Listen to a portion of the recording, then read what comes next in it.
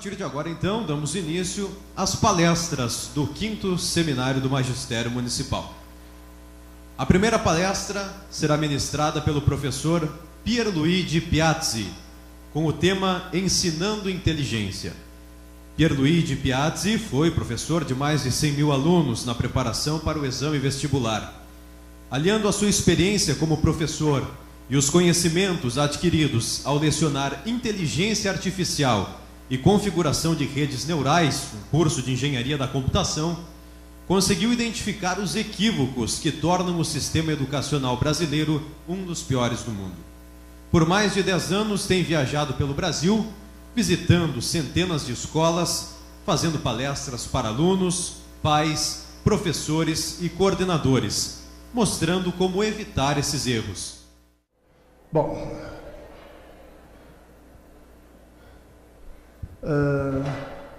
para começar eu queria deixar claro uma coisa. Estão me ouvindo bem? Lá no fundo, bem? Eu não sou um palestrante. Eu sou um professor, como vocês. Portanto, eu não vou dar uma palestra. Vou dar uma aula. E nessa aula eu vou tentar mostrar uma coisa importantíssima. Como funciona seu cérebro e como funciona o cérebro dos seus alunos. Infelizmente, no Brasil, nós temos, apesar das afirmações do MEC, um dos piores sistemas educacionais do mundo. O ensino brasileiro está numa situação catastrófica. E cá entre nós, não estava. Além de dar aula para mais de 100 mil vestibulandos, eu dei aula para criança e dei aula na pós-graduação. Eu comecei a dar aula com 18 anos. Eu tenho 71. Mais de meio século de experiência. Por favor, me ouçam. Me ouçam porque vocês têm condições de dar uma virada decisiva no ensino desse país. Eu já fiz palestras em muitos municípios, e muitos municípios conseguiram uma virada, mas graças às professoras. Deixa eu avisar uma coisa, eu vou falar no feminino. Eu não sou machista, portanto eu sempre pego o gênero dominante.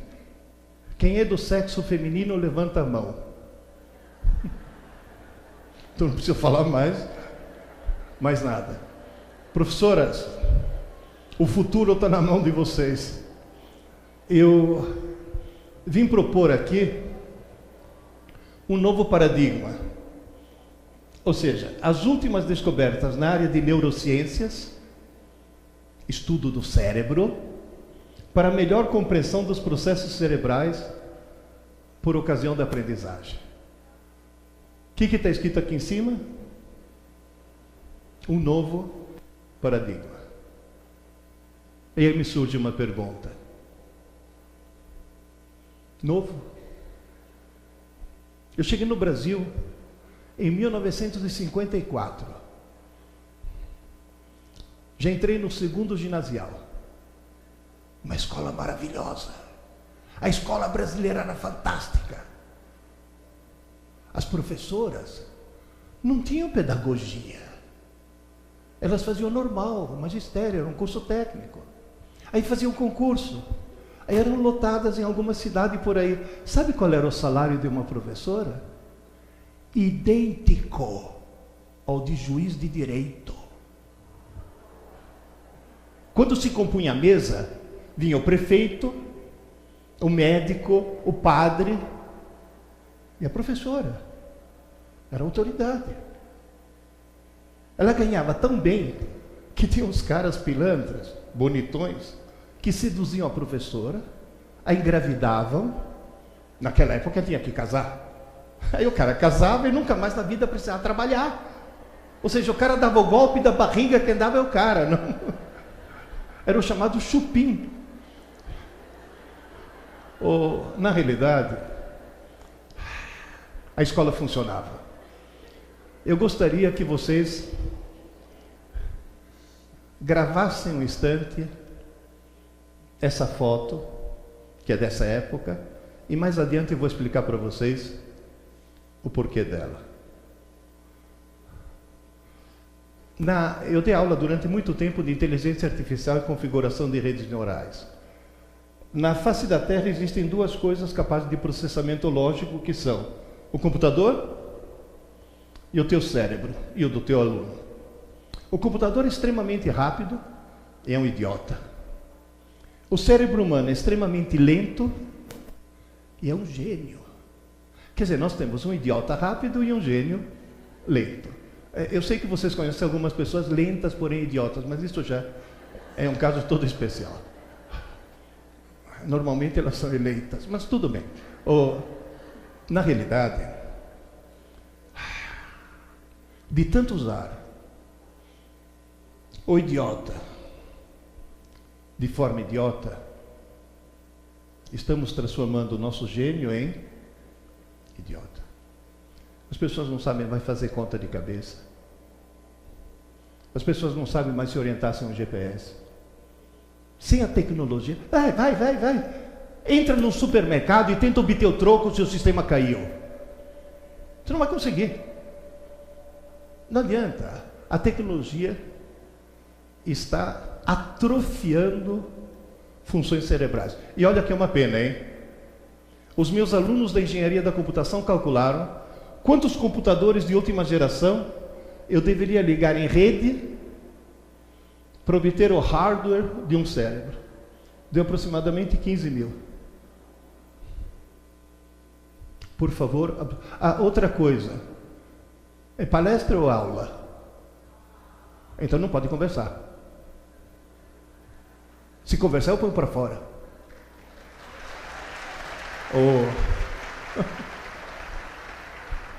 Outra coisa que antigamente funcionava. Queridas e queridos, sabe o que quer dizer 15 mil computadores?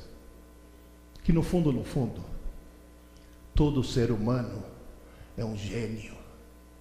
Quer dizer, alguns bem no fundo, mas no fundo, todo ser humano pode ser qualquer coisa.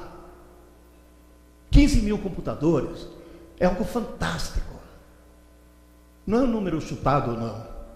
O cérebro humano tem uma capacidade incrível e é altamente reconfigurável em qualquer idade.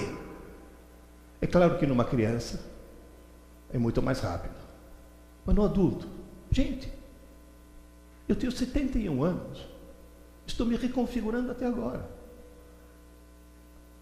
Gente, o cérebro humano só que tem um problema. Veio sem manual de instruções. Na realidade, se eu quero programar um computador, é fácil, é só aprender uma linguagem de programação. E se eu quero programar um cérebro, qual é a linguagem de programação que eu preciso aprender para programar meu cérebro? Você não precisa aprender, você já sabe. É a linguagem falada. Eu fiz um curso de pós-graduação na USP de psicolinguística. Não foi muito bom, mas teve uma frase que eu gravei. Um dia a professora chegou e falou: lembrem-se, o ser humano não fala porque pensa. O ser humano pensa porque fala.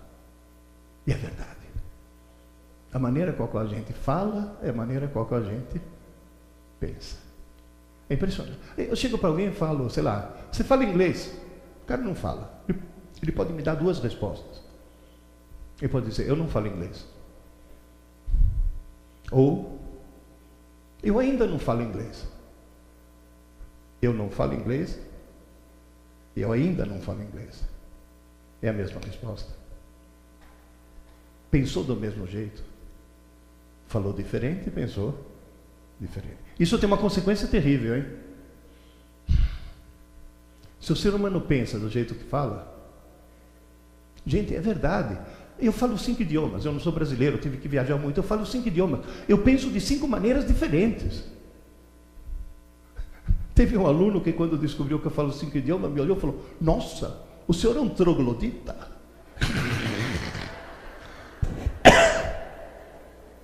Vocês me desculpem. Ao longo da palestra eu vou tossir muito. porque eu estou com pneumonia. Eu vim de São Paulo com pneumonia. Sabe por quê? Porque professor não falta. Cuidado. Essa é outra coisa que vocês têm que lembrar. Se o sindicato quiser força, eles têm que parar um pouco com esse absenteísmo que pinta na coisa, né? Na realidade, se eu falo do jeito que eu penso e penso do jeito que eu falo, quem fala errado, pensa errado. São as chamadas armadilhas da língua. Tem várias.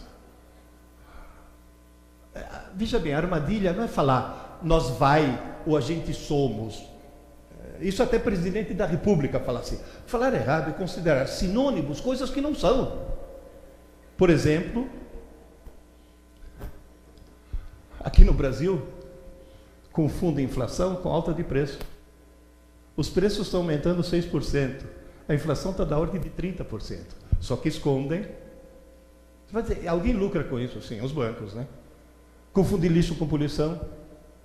Confundir exame com concurso. Tem gente que fala, exame e concurso não é a mesma coisa? Eu falo, não. No exame você tem que ir bem. No concurso você pode ir mal, desde que os outros vão péssimos. Então não é a mesma coisa. Confundir educar com instruir. Queridas, parem de falar, porque nós educadoras. Educador é pai e mãe. Educação é coisa que vem de casa. Porque você fala, eu sou um educador. O pai olha e fala, opa, vou terceirizar. Para com isso. Na Itália, de onde eu vim, não tem Ministério da Educação. É Ministério della Pubblica Istruzione. É Ministério da Pública Instrução. Não é educação, não. Confundir político com estadista. Qual é a diferença? Simples. Estadista é alguém que se preocupa com a próxima geração. Político é alguém que se preocupa com a próxima eleição. São coisas bem diferentes. Confundir racismo com discriminação. Mil confusões. Desculpem mais uma vez. Acho que eu vou fazer uma coisa. Depois eu ligo novamente. Na realidade, tem uma armadilha que eu até desconhecia, porque em italiano não existe. A jornalista da Folha de Londrina chegou para mim e falou, professor Pierre, por que o sistema educacional brasileiro é um dos piores do mundo?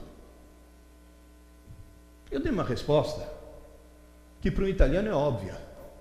E descobri que para o brasileiro não. Ela achou tão estranha que colocou na primeira página. Olha, fiquei famoso, estou junto com o Lula e com o Obama. A frase é: o Brasil tem milhões de alunos e pouquíssimos estudantes. Ela até achou estranho, falou, mas como assim? Por que isso prejudica a qualidade do ensino? Eu falei, simples, porque os pais brasileiros, os alunos, os professores, querem que os filhos sejam bons alunos. Ela me olhou e falou, e? Eu falei, querida, você sabe o que um bom aluno faz? Vai bem nas provas, tira boas notas, passa de ano, obtém um diploma e não aprende nada. O desgraçado não consegue aprender nada, porque quem aprende não é o bom aluno, é o bom estudante. Esse é o grande, gigantesco equívoco do nosso sistema educacional. Quem consegue? Gente, vocês vão dizer, como é que você fez? Gente, eu dei aula para 100 mil alunos do cursinho pré-vestibular. Alunos que vinham lá em São Paulo, vou citar nomes, mas talvez alguns conheçam. Do Santo Américo, do Bandeirantes, do Dante Alighieri, do São Luís, das melhores escolas de São Paulo. Chegavam nas minhas mãos no cursinho, mentalmente virgens. Pelo menos mentalmente. Sem saber absolutamente nada. Sabe por quê? Boletim azul. Foi um bom aluno. E foi um péssimo estudante. Até a jornalista ficou perplexa, falou, professor, não estou entendendo. Qual é a diferença? Falei, simples. Aluno, alguém que assiste às aulas.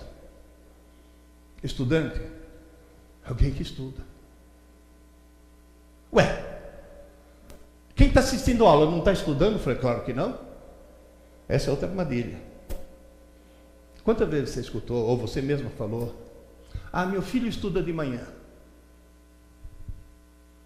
De manhã ele assiste às aulas.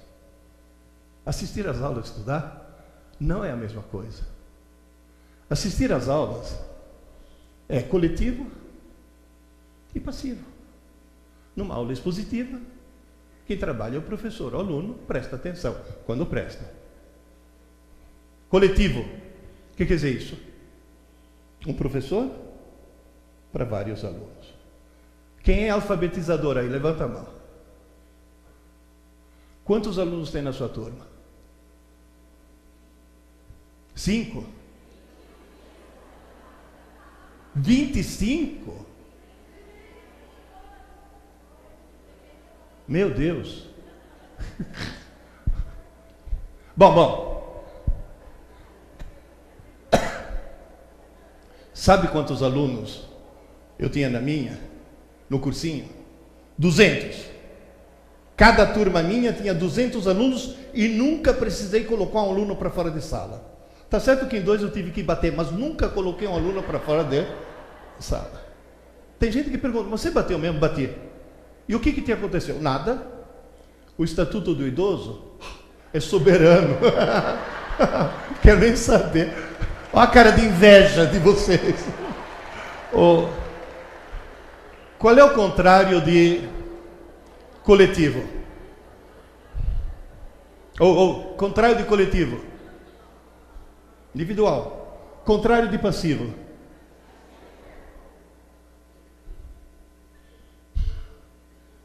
O que eu acabei de ver? Que assistir às aulas e estudar não só não é a mesma coisa, como uma coisa se opõe à outra. Agora me ouçam, por favor, com todo cuidado. Ninguém está realmente estudando se não estiver sozinho. Estudar é um ato individual. Não existe grupo de estudos. Se é grupo, não é estudo. Pode ser grupo de trabalho, grupo de pesquisa, mas não é estudo. Estudo é individual. E tem mais uma coisa. Ativo. É engraçado como pouquíssima gente sabe disso. Antigamente sabiam. Hoje não sabem mais. Ninguém está estudando se não tiver um lápis, uma caneta, um papel e não estiver escrevendo. Só existe uma forma de estudar: escrever. Mas estou lendo um texto de geografia. Não estou estudando geografia. Não. Você está lendo e não vai gravar nada. Como é que eu faço? Pega o texto, pega um lápis, pega um papel. Toda palavra importante, escreva. É importante? Escreva. E como é que eu sei o que é importante? Simples. Na hora de escrever, faz de conta que você está preparando uma cola. Na hora de preparar a cola, surge um poder de síntese lá dentro, em que você descobre o que realmente é. Vocês nunca passaram pela experiência de preparar uma cola tão bem feita que você não precisou puxar? Porque você escreveu. E cuidado, hein? Eu disse escrever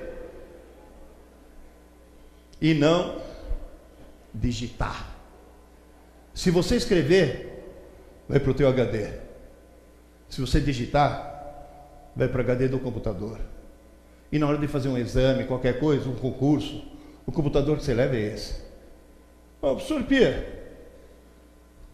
não é mais prático digitar? Não.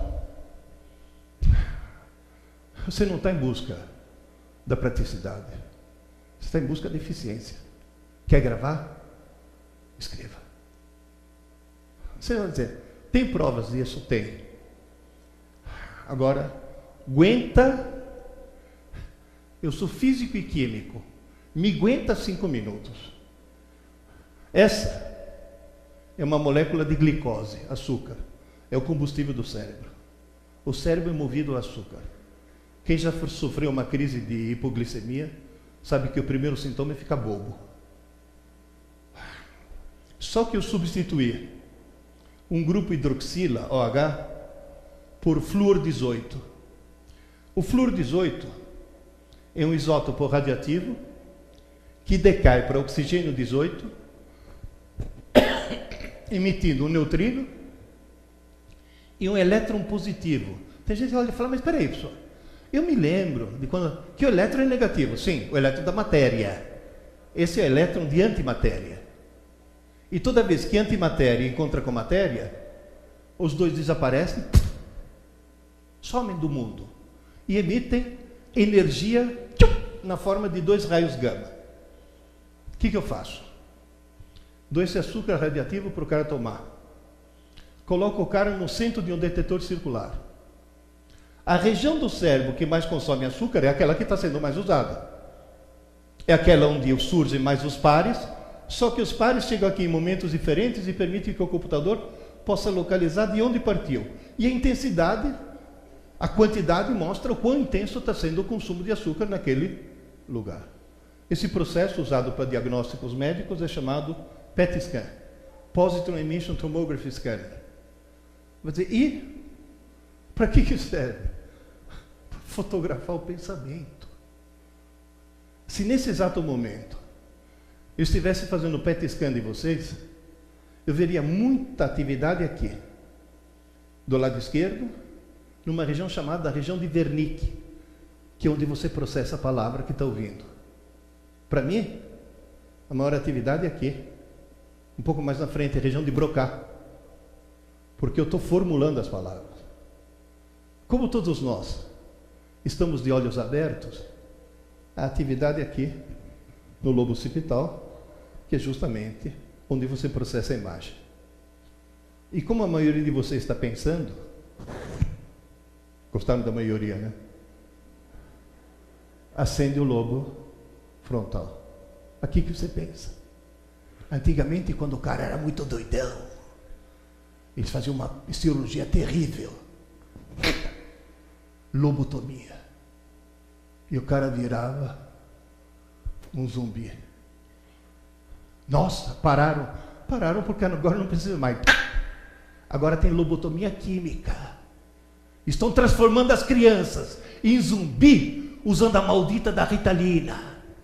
Vocês vão ver o que isso daí faz. Que crime está se cometendo no Brasil, porque fora do Brasil não cometem isso. É uma coisa terrível. Professor Pierre, que conclusões eu posso... quanto aluno chega para professor Pierre, eu posso estudar com a TV ligada? Não. Ah, mas a Globo falou assim, a Globo vai falar que televisão é ruim? Não. Eu posso estudar com o meu celular ligado, mas de jeito nenhum. Desliga essa porcaria.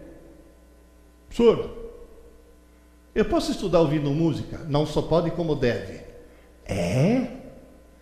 Eu posso ouvir música? Sim, desde que seja música. Deixa eu explicar melhor. Se eu pegar um cérebro em repouso, só está acendendo aqui, que estou de olhos abertos. Se eu estiver estudando linguagem, com linguagem, cuidado, quando eu falo linguagem, é a língua falada, português, tá? Ou a matemática. A matemática é uma forma de linguagem. Acende aqui o raciocínio e o lado esquerdo. O lado direito tem menos atividade, é o lado esquerdo que funciona. Então, na hora que você está estudando, é o lado esquerdo que está estudando. Se você só ouvir música, acende o lado direito. Portanto, se você estudar em silêncio, o lado esquerdo está a toda e o lado direito não tem o que fazer. Fica enchendo o saco. Você está lá. Porque as placas tectônicas, olha a borboleta azul. Essa fonte de distração é o lado direito. Então o que você faz? Estuda ouvindo música. Cuidado. Música não pode ter alguém cantando no idioma que você conheça. Por quê? Senão a letra invade o lado esquerdo. Agora, tem uma coisa interessantíssima. Quanto mais regiões do cérebro você acender, mais fácil é você gravar aquilo. E por falar em música, vocês já notaram uma coisa? Que quando você ouve uma música com a letra, usando os dois lados do cérebro, você grava a música e a letra. Todo mundo aqui conhece a biografia do Eduardo e da Mônica. Porque ouviu repetidamente aquela longa história. Gente, faz teu cérebro acender ao máximo. E faz o cérebro do teu aluno acender ao máximo. Aí você grava. A minha mulher estava falando, eu moro em Itapecerica da Serra, na BR-116. Na beira da BR-116. Ela passa por aqui no Rio Grande do Sul, né? Aí minha mulher falou, pô, se eu furar o pneu, eu vou ligar para a seguradora. Falei, mas liga para a concessionária que eles chegam antes. Ah, como é que eu vou gravar o telefone da concessionária? Falei, fácil, olha aí. A gente está passando pela placa. 0800 70 90 116. Ele falou para mim, como é que eu vou gravar? Simples. Precisa fazer esforço para gravar o 0800? Ele falou, não, todos começam assim, ótimo. Quais são os 3 últimos algarismos? 116. Estamos aonde? Na BR 116. Então, o começo e o fim. Não, é que minha mulher é loira, tem que fazer um certo esforço para. Brincadeira, viu? Não, as loiras são muito espertas. Por que toda loira, quando vai dormir, coloca na mesinha de cabeceira um copo cheio de água e um copo vazio? Porque à noite ela pode ter sede ou não. Então, ela é bem prevenida, entendeu? Ela planeja bem as coisas. Agora, aí a minha mulher chegou e falou, e como é que eu decoro o miolo? 7090. Eu falei, simples. Monta uma imagem. Falou o que, por exemplo? Imagina que você está num barquinho, a vela, tentando chegar numa ilha, e você não consegue, porque a vela está murcha. Você já está no meio de uma calmaria. O barquinho não anda, você quer chegar na ilha, mas ele não anda. A vela está murcha. Ela olhou para mim e falou, se você quer chegar e não consegue porque a vela está murcha, isso significa o quê? Que você tenta, mas não venta. 70, 90. Nunca mais ela esqueceu lá, porque acendeu muita coisa. Agora atenção, eu vou escrever manuscrito BA. Olha a quantidade de micromovimentos que meu córtex motor tem que produzir para escrever isso. Acende um monte. Agora eu vou digitar. B-A. Não acende quase nada.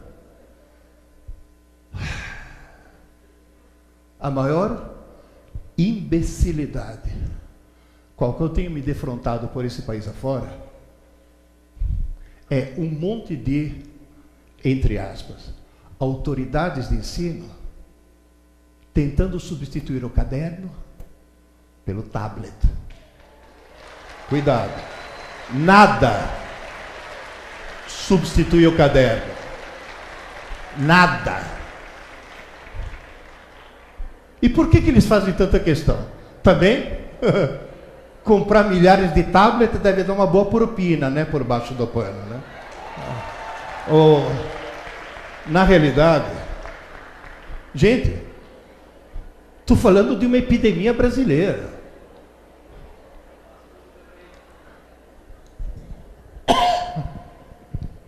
Agora eu vou falar um pouco do olho.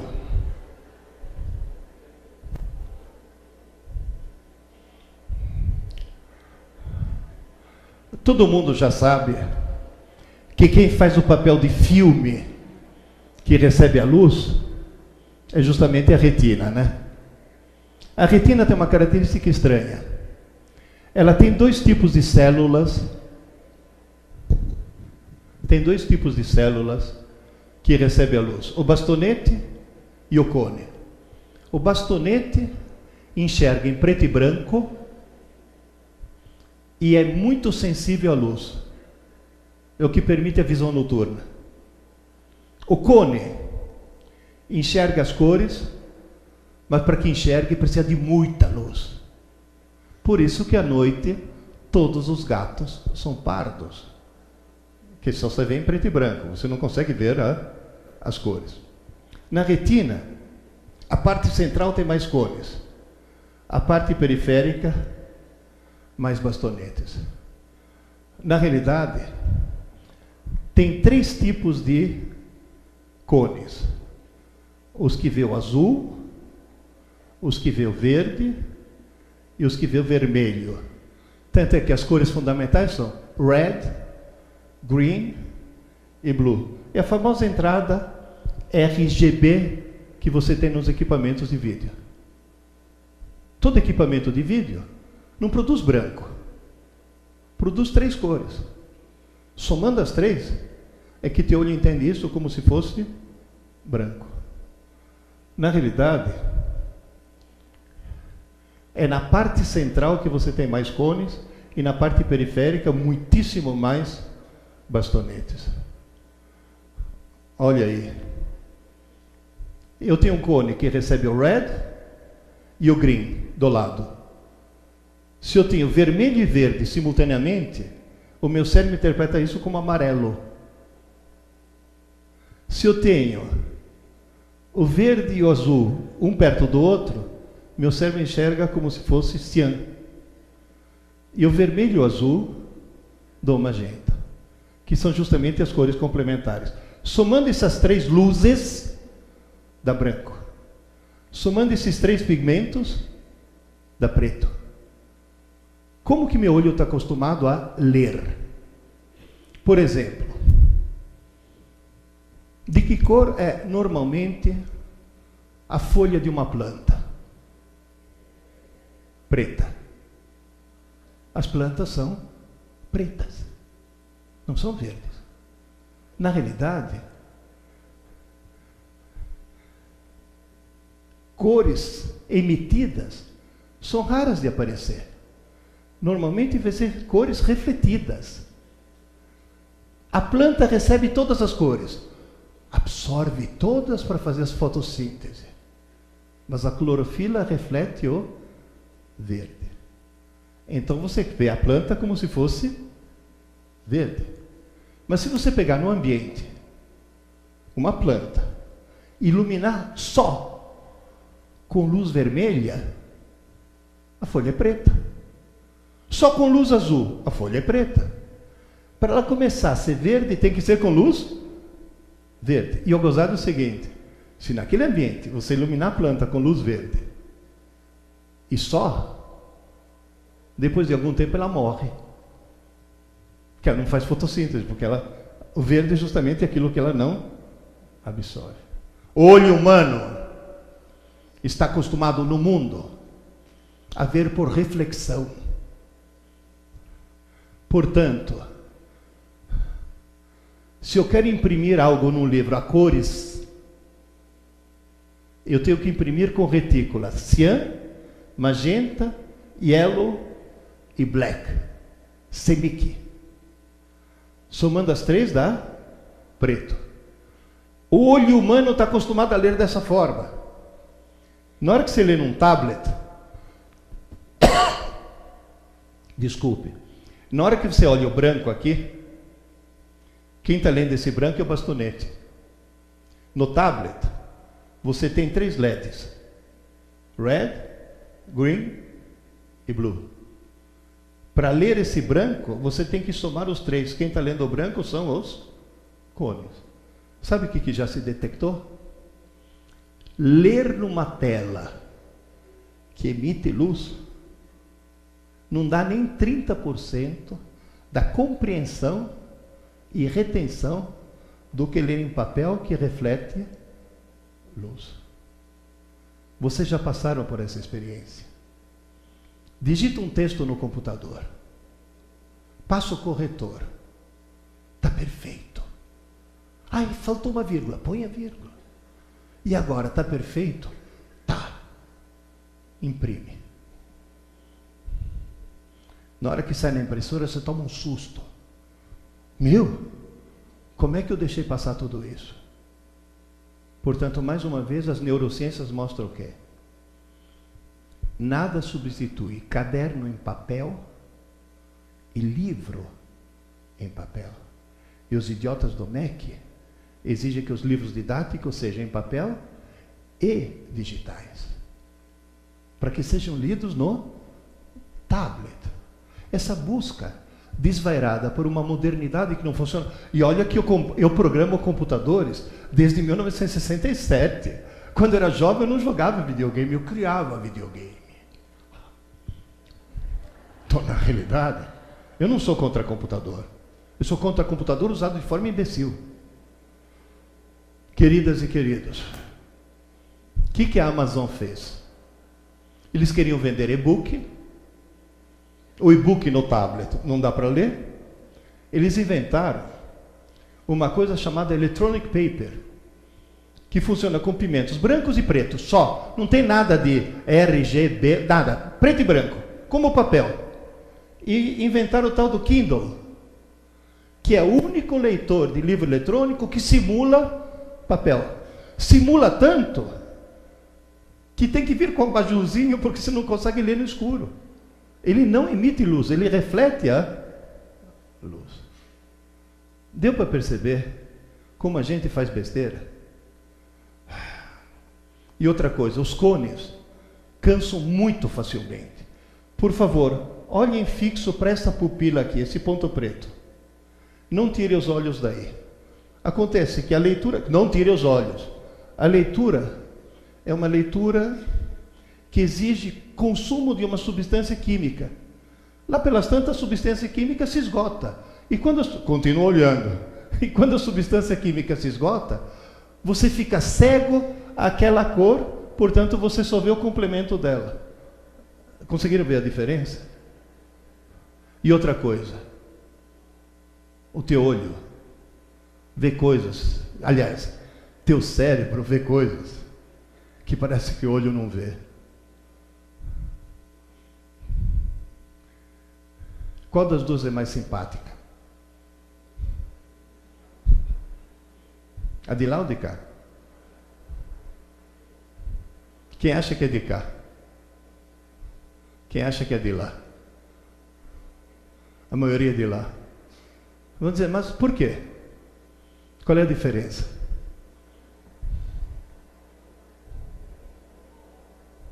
A pupila está dilatada. A foto foi retocada para que a pupila fosse dilatada. E pupila dilatada significa o quê? Aceitação, atração. Eu quero você. Tanto é que na Idade Média, as mulheres faziam chá das folhas de uma planta, pingavam no olho, o olho dilatava, a pupila dilatava, e elas tinham um aspecto mais bonito. Sabe como chama essa planta? A molécula chama atropina. A planta chama belladonna, mulher bonita. A belladonna faz esse efeito. Por isso que as mulheres de olhos escuros têm um olhar misterioso. Não dá para ver coisa alguma na desgraçada.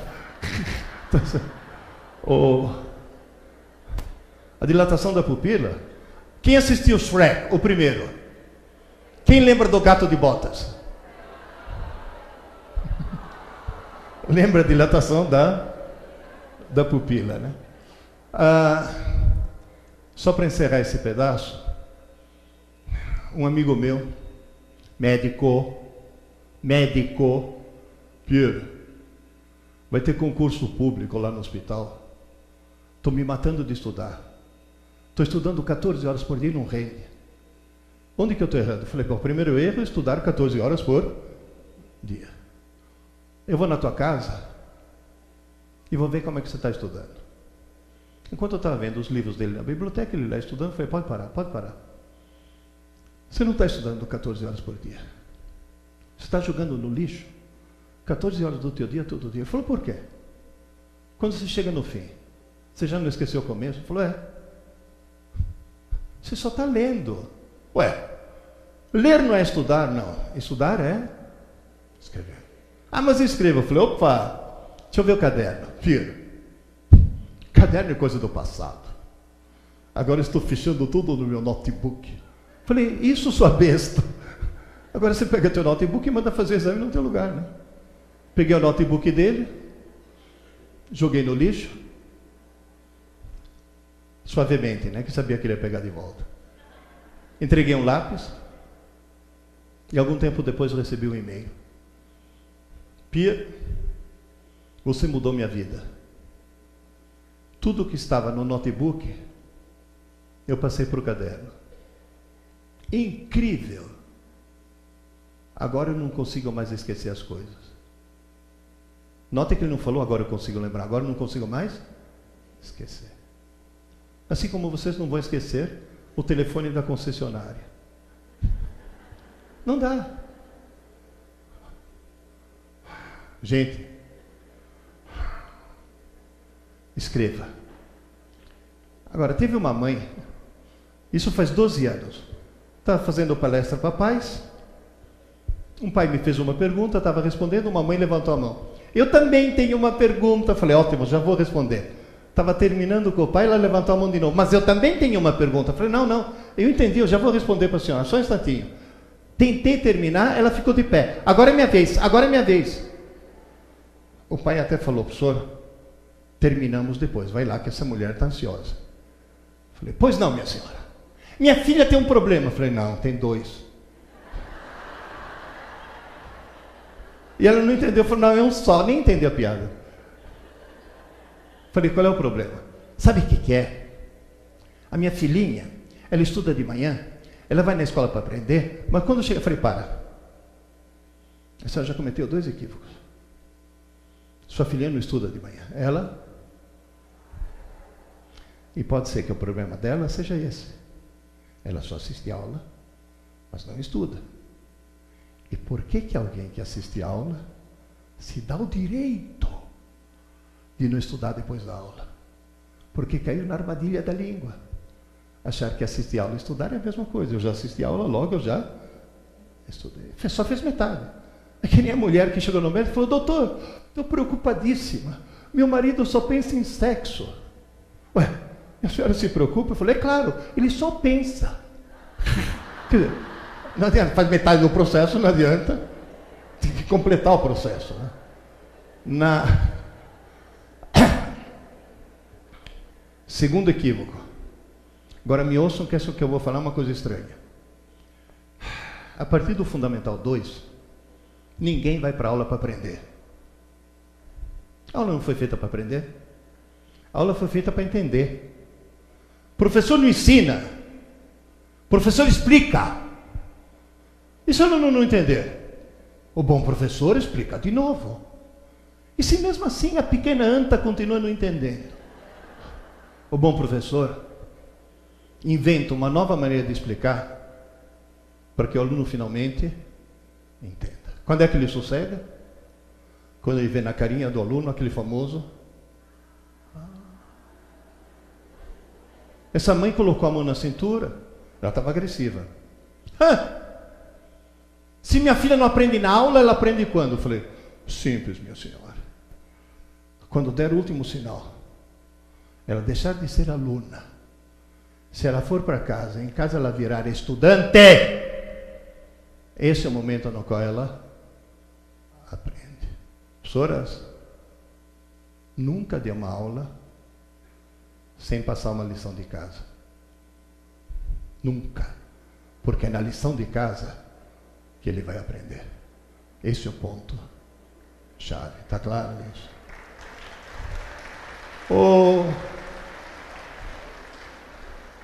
Ela virou para mim e falou: o senhor quer dizer que eu faço tudo errado? Eu falei: sim.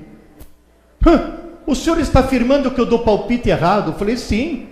Mãe não dá palpite errado. Eu falei: não. O que vocês acham? Mãe na escola é terrível. E mãe que faz pedagogia então é uma desgraça. Porque elas vêm dando palpite. Não, porque o Vygotsky... Eu sempre falo, mãe na escola parece anão em campo de nudismo. Mete o nariz onde não deve. É uma coisa impressionante. Aí ela virou para mim e falou: então, por que vocês então não fazem uma apostila para as mães? Fiz. Só que como sou um cara exagerado, eu fiz 3.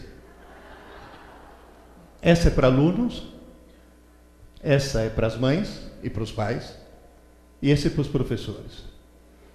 Ele falou que depois, eu trouxe alguns livros para autografar, uma má notícia. Esse esgotou. Mas vai chegar da gráfica daqui a 3, 4 dias. Depois a livraria encomenda. Nesse daqui eu recebi milhares de e-mails. Sabe o que é a maioria disso? Pena que eu não li antes. Pena que eu não li antes. Pessoas que estudaram de forma errada. Sabe por quê? Porque o sistema escolar brasileiro ensina matemática, história, geografia e não ensina a estudar. Tem gente que fala: ensinava. É que vocês são muito jovens.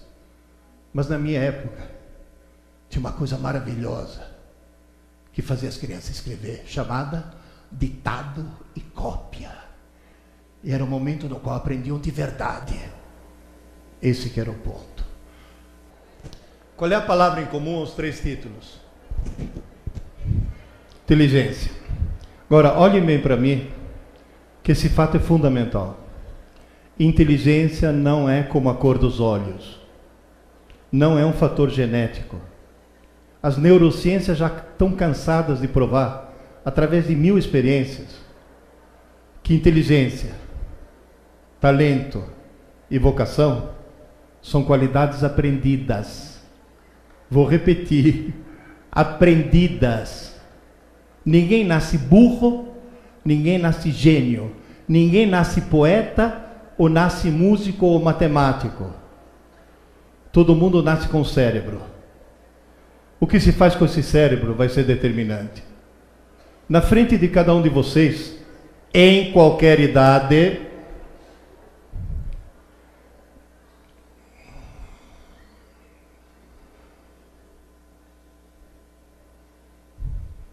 vocês já repararam uma coisa? Que silêncio já era silêncio?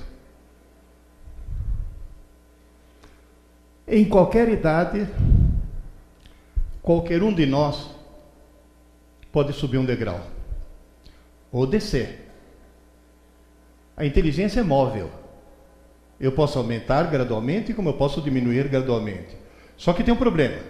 Se eu quero subir, é 1 degrau por dia. Só 1. Sabe o que quer dizer isso? Tudo começa, acontece e se encerra em 24 horas. Não dá para deixar nada para amanhã. O ciclo da aprendizagem, o ciclo do crescimento da inteligência é circadiano. A palavra circadiano vem do latim circa diem, ao redor de um dia. 24 horas. Sr. Pierre, como é que eu sei se eu estou subindo a escada? Faz um teste de QI hoje, faz um teste de QI o ano que vem.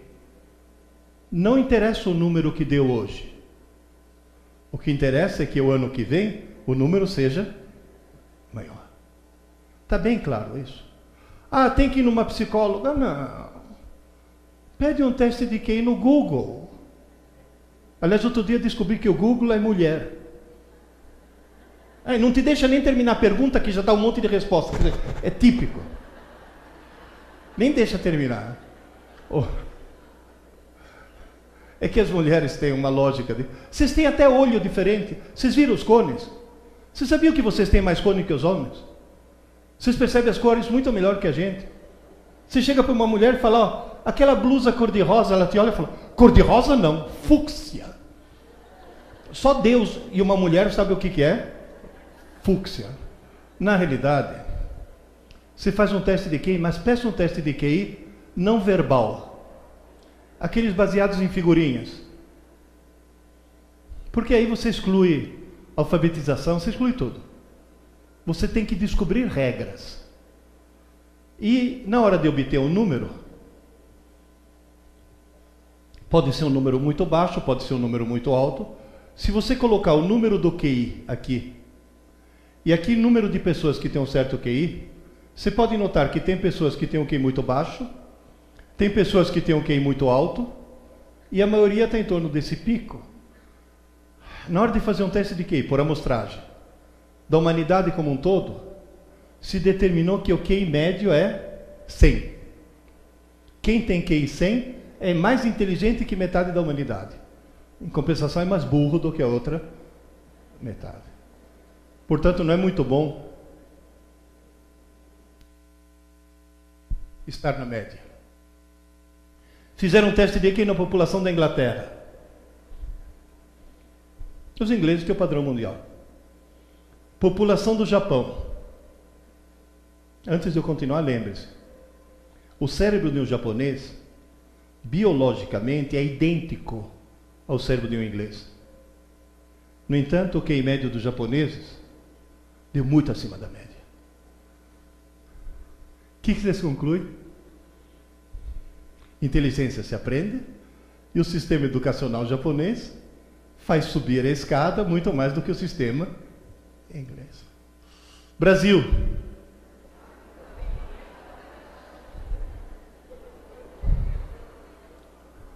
Você sabe o que é 87? O chamado caso limítrofe. Sabe o que quer dizer isso? Metade da população brasileira é constituída por deficientes mentais. Vou repetir. Metade da população brasileira é constituída por deficientes mentais. Isso é uma coisa trágica. Tem gente que fala, mas por quê? Tem dois motivos. O sistema educacional brasileiro faz descer a escada. Qualquer pedagogia baseada em Vygotsky, Piaget e Paulo Freire é uma desgraça, faz descer a escada. Isso é uma coisa assim, as neurociências trombam, ou seja, a ciência de verdade, não o achismo, a ciência de verdade tromba com Vygotsky, Piaget e Paulo Freire. E quais são os três nomes mais endeusados nas faculdades de pedagogia? Vygotsky, Piaget e Paulo Freire. Pelo amor de Deus! Nós fazemos descer a escada. Mas tem um motivo mais grave. Se vocês olharem, o peso do cérebro, em função da idade, 3 meses antes do nascimento, até a data do nascimento, ele cresce 260%. 4.000 neurônios novos por segundo. Do nascimento até 1 ano, mais 175%. De 1 ano até 2, 18. E de 2 até a idade adulta, só mais 20. 21. O que quer dizer isso? O cérebro humano se forma no primeiro ano de vida. E se no primeiro ano de vida essa criança tiver febre, verminose, diarreia, desidratação, ela está sendo condenada a ter um subcérebro. E o IBGE mostra que quase metade das crianças brasileiras vivem sem água encanada e sem esgoto, sem saneamento básico. E esses irresponsáveis que estão em Brasília, em vez de construir esgoto que fica enterrado no chão e não dá voto, constrói estádio de futebol, gastam bilhões, e estão condenando metade da infância brasileira a virar débil mental. Ou seja, nós estamos sendo vítimas de um genocídio intelectual nesse país. Um genocídio mental. Por favor, tomem consciência disso e lutem contra esse tipo de coisa. Porque isso daqui é terrível. O futuro do Brasil está aí. Está no cano de esgoto. E não em Vygotsky. Esse é o problema. Se você dizer, mas professor Pierre, o primeiro ano de vida é tão determinante. Há 40 anos, eu assinava uma revista chamada La Recherche, uma espécie de Scientific American francesa. A revista publicou um artigo dizendo que astrologia é superstição, é palhaçada. A Associação dos Astrólogos Franceses processou a revista. A revista, para se defender, o que fez? Contratou o Instituto de Pesquisa e pesquisou um monte de gente em termos de inteligência, talento, vocação, caráter, profissão, blá, blá, blá, blá. E tabularam, em função do signo, para ver quais seriam as características de cada signo. Deu a mesma média em todos. Provaram cientificamente que o signo não influi absolutamente em nada. E tem mulher tão irresponsável que prejudica o feto, fazendo cesárea, fora de hora, para garantir que o filho nasça no signo que ela escolheu. Isso é uma loucura. Teve uma aluna minha que ficou furiosa.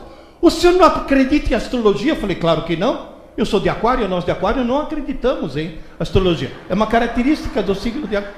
E o pior é que ela nem entendeu a piada. Ela falou, não, vocês que são mais esotéricos. Eu falei, deixa pra lá, vai. Só que, nessa pesquisa, surgiu uma coisa estranhíssima. Os nascidos em Capricórnio, Aquário e Peixes mostraram ter uma curva de QI deslocada para mais. Ou seja, os nascidos nesses 3 signos...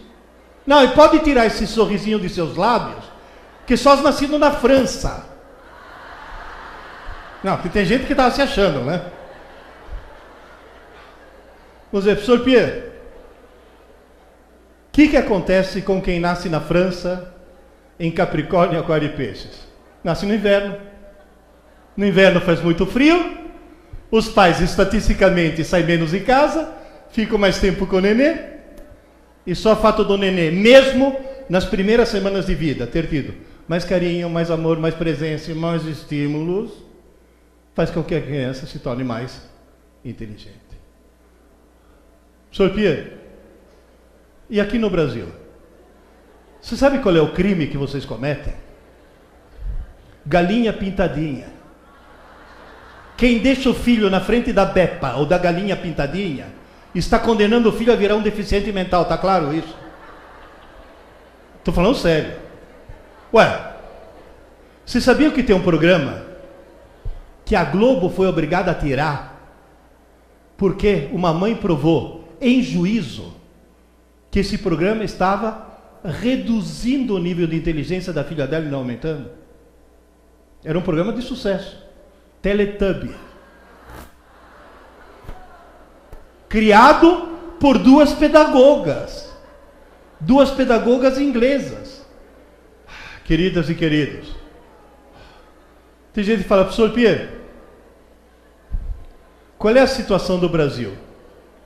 Vocês já ouviram falar num exame, uma espécie de Enem mundial, chamado PISA, a Organização para a Cooperação e Desenvolvimento Econômico, de 3 em 3 anos, eles pegam alunos de 15 anos, em vários países, fazem um questionário e submetem uma prova.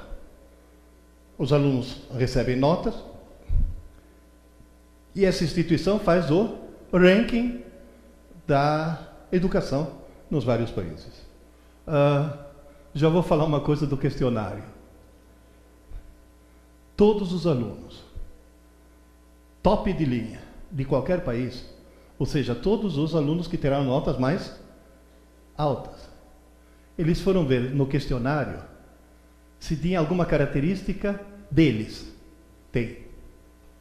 Todos eles, acesso à internet menos de 1 hora por dia.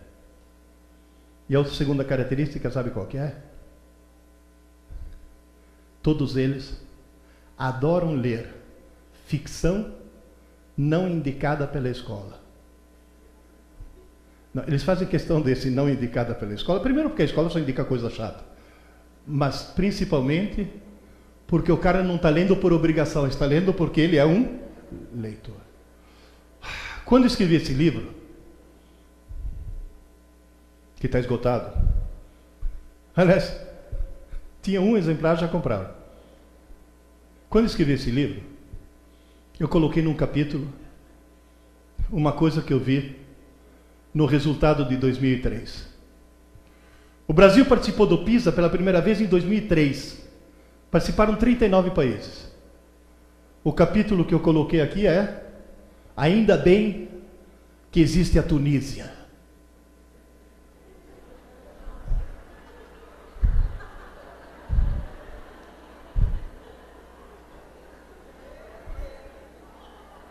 Meu Deus.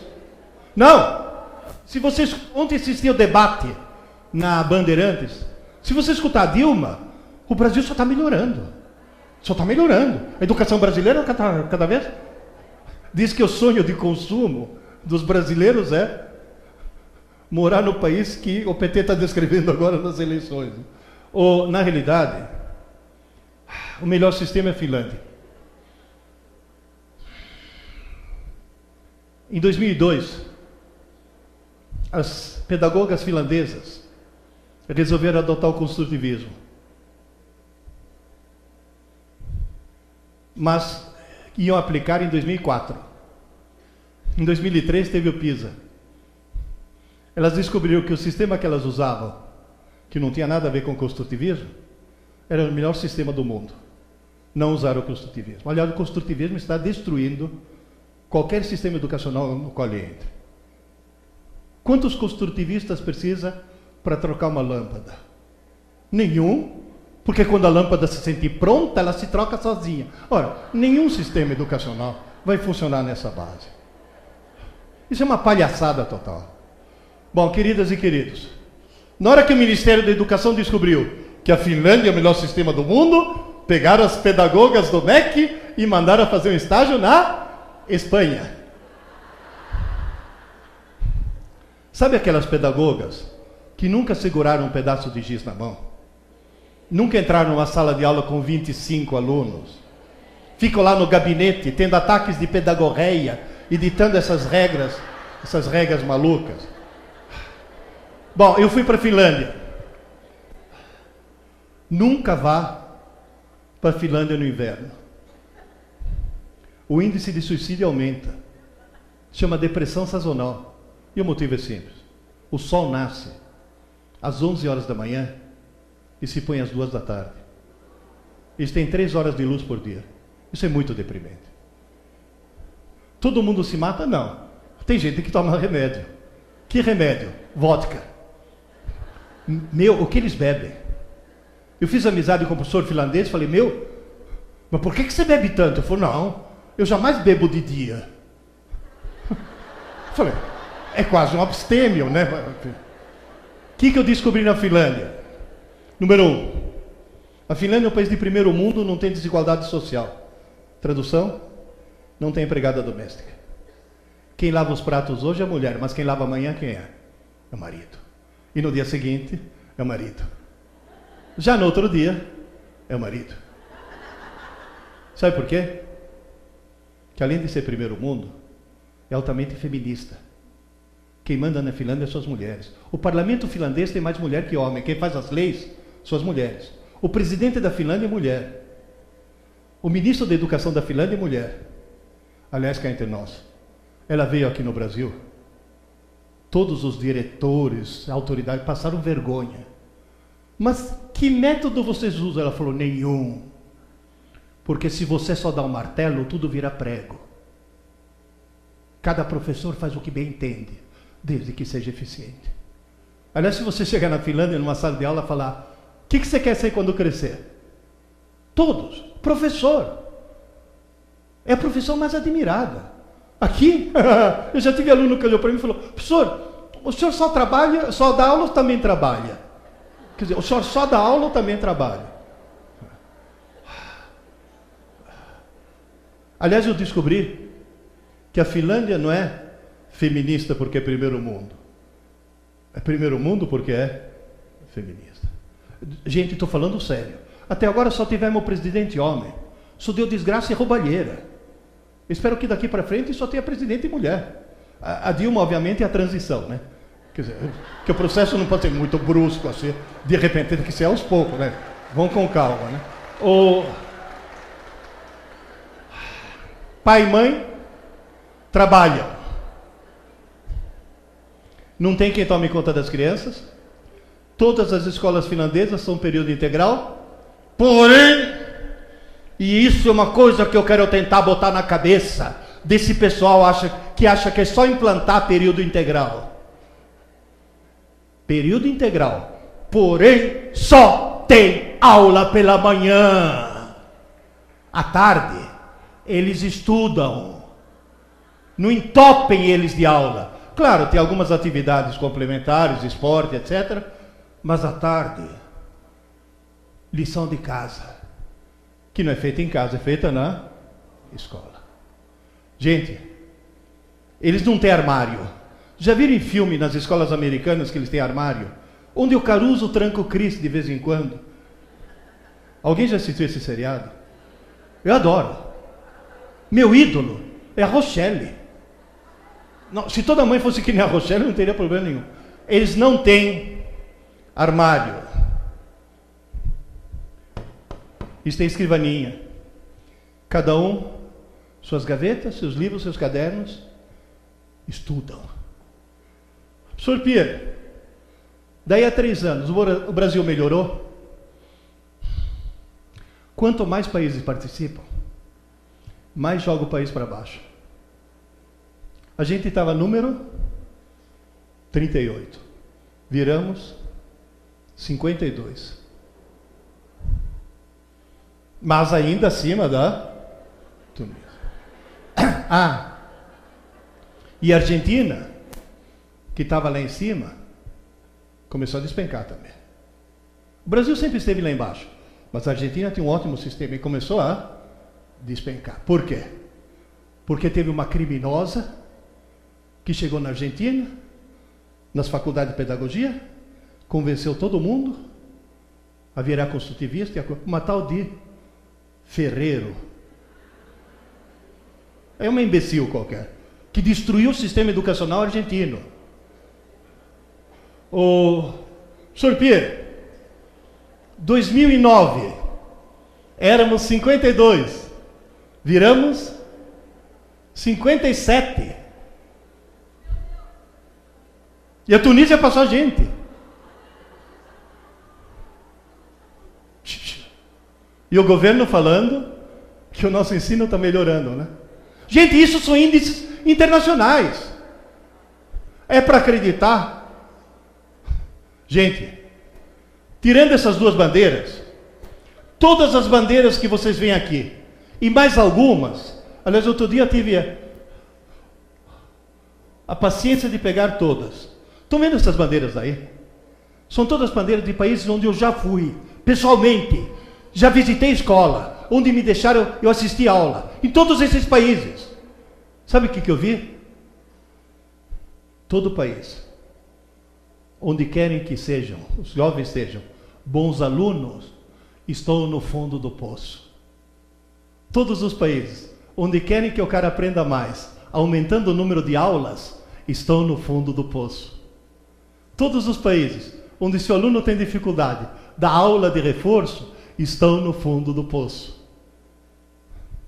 Todos os países onde querem que o jovem seja um bom estudante, estão lá em cima. Todos os países onde a aula é importante, mas o estudo pós-aula é mais importante que a aula, estão lá em cima. A solução é simples, né? Vocês já perceberam qual é? Inclusive tem que convencer agora as famílias que se a escola não é integral, a metade mais importante do processo é feita em casa. 2012, Finalmente o Brasil melhorou. Conseguiu passar a Tunísia de novo. Sr. Pierre, tem jeito. Gente, acho que nos últimos 10 anos, eu não fiz essa conta, mas eu devo ter visitado, sei lá, umas 300, 400 escolas. De todos os tipos. De todos os tipos. Eu já fiz palestra descalço, que foi numa mesquita. Já fiz palestra de solidão, foi numa sinagoga. Já estou fazendo um monte de palestra em escola adventista, escolas católicas, escolas municipais. Dá para mudar. Tem muita escola mudando. Queridas, vocês podem vir à Finlândia amanhã. E está na mão de vocês. E das famílias, obviamente. Lembro? 1956. 1956. Aqui era o seminário de Taubaté. Aqui o internato. Eu estava preso aí dentro. No internato, como funcionavam as coisas? 5 aulas de manhã. Dava o último sinal. Os externos iam para casa. Nós internos íamos para o refeitório. A gente almoçava. 1 hora de digestão. E aí colocava a gente numa sala, onde cada um de nós tinha a sua escrivaninha, com seus livros, seus cadernos. Não podia ler gibi, não podia conversar e não podia dormir. Sabe o que a gente fazia? A lição. Queridas, em 1956, eu estava na Finlândia. O que eu aprendi nesses 2 anos que fiquei aqui dentro, 12 anos depois, teve questão de vestibular que eu matei com o que eu tinha aprendido aqui. Ou seja, dá para virar Finlândia. Já fomos. Por que não voltasse? Agora, se você está perdendo o jogo, não precisa mudar os jogadores. Mude as regras do jogo. Faça com que seus alunos deixem de cometer 3 equívocos. Um é grave, um é muito grave e outro é gravíssimo. Equívoco grave. Os alunos não sabem mais se comportar. Agradeça a quem? 2 coisas. ECA, muito bem intencionado e imbecilmente redigido. Foi uma coisa assim, a intenção era boa, mas nada mais perigoso do que um imbecil bem intencionado, né?